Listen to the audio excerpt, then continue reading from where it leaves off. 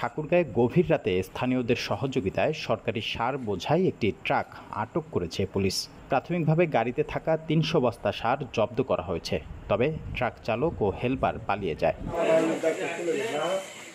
বুধবার রাতের আধারে অবৈধভাবে রাসায়নিক সার নিয়ে যাওয়ার সময় স্থানীয়দের সন্দেহ হয়। পরে ঠাকুরগাঁও সদর উপজেলার রায়পুর ইউনিয়নের দেহন ময়দান বাজারে সার বোঝাই ট্রাকটি আটকে ফেলে তারা। চালান দেখতে চাইলে চালক ও হেলপার পালিয়ে যায়। খবর পেয়ে পুলিশ ও কৃষি কর্মকর্তা ঘটনাস্থলে পৌঁছে ট্রাক ও সার জব্দ করে। আর এদিকে কৃষকরা টাকা দিয়েও সার পাচ্ছে না।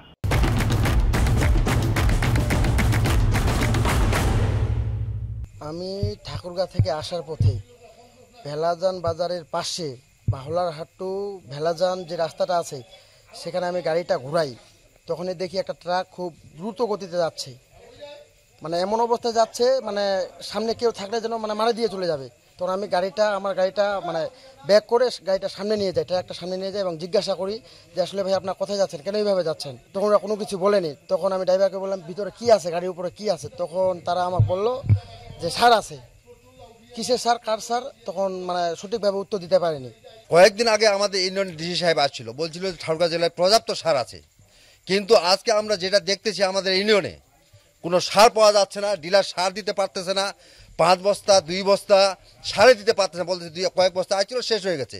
কিন্তু রায়পুর ইউনিয়নে নয়, এই যে সারগুলো ব্ল্যাক হিসাবে আসলো, তার সার তো কৃষকের জন্য ঠিকই আছে, কিন্তু সার তো ডিলার তুলে বিভিন্ন জায়গায় বিক্রি করে দিচ্ছে অবৈধভাবে।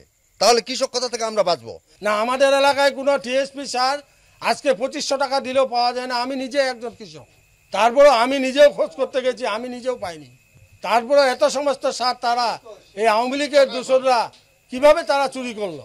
ঠাকুরগাঁও সদর উপজেলা কৃষি কর্মকর্তা জানান, আমরা ঘটনাস্থলে এসে সার ও ট্রাকটিকে জব্দ করি। প্রাথমিকভাবে ও স্থানীয়দের তথ্য মতে ট্রাকে 300 বস্তা সার আছে। এগুলো সরকারি দরে বিক্রি করে অর্থ সরকারি কোষাগারে জমা করা হবে। আমাদের কাছে রাত 1টার দিকে আমাদের কিছু স্থানীয় লোক, রায়পুর ইউনিয়নের কিছু স্থানীয় লোক ফোন দেয় যে এখানে একটি ট্রাক আটক করা হয়েছে, কিছু অবৈধ সার তারা পেয়েছে।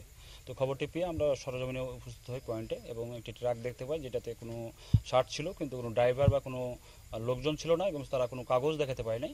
অতএব আমরা সেই ট্রাকটি তখন জব্দ করা হয়। সেটি আপাতত আমরা থানাতে নিয়ে যাচ্ছি সকালবেলা মোবাইল কোর্টের মাধ্যমে, এবং এটি হয়তো বা সরকারি রেটে আমরা জনগণের কাছে বিতরণ করে দিয়ে রাষ্ট্র কোষাগারে টাকাটা জমা দিব আর কি।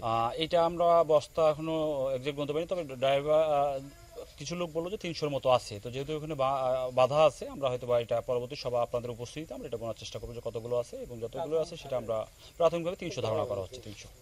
সদর থানার ওসি সরওয়ার আলম খান জানান, চালক ও হেলপার পালিয়ে গেছে, তবে ট্রাক জব্দ করে থানায় নেওয়া হয়েছে এবং পরবর্তীতে আইনগত ব্যবস্থা নেওয়া হবে। স্থানীয় লোকজন জানিয়েছে যে তারা একটি অবৈধ সারবর্তী ট্রাক আটক করেছে। সেই সংবাদের ভিত্তিতে আমরা এখানে এসেছি এবং কৃষি কর্মকর্তা এসেছেন। এই সারগুলো যাচাই বাছাই করবেন কৃষি কর্মকর্তা, যদি অবৈধ হয়ে থাকে বিধি মোতাবেক ব্যবস্থা গ্রহণ করা হবে। ট্রাকটি আমরা থানায় নিয়ে যাচ্ছি। এর আগে অবৈধভাবে সার মজুত ও বিক্রির অভিযোগে জেলার বালিয়াডাঙ্গি ও সদর উপজেলার একাধিক গুদামে অভিযান চালিয়ে প্রায় 2000 বস্তা সার জব্দ করে জরিমানা ও নোটিশ জারি করেছে কৃষি বিভাগ। গভীর রাতে সরকারি সার পাচারের চেষ্টা ঠেকাতে স্থানীয়দের ভূমিকা ছিল গুরুত্বপূর্ণ। তবে সার পাচারের সঙ্গে জড়িত চক্রকে চিহ্নিত করে আইনের আওতায় আনা না গেলে বারবারই এমন ঘটনা ঘটতে পারে। তাই স্থানীয়রা প্রশাসনকে সার চোরাচালান বন্ধে আরও কঠোর পদক্ষেপ নেওয়ার অনুরোধ জানান।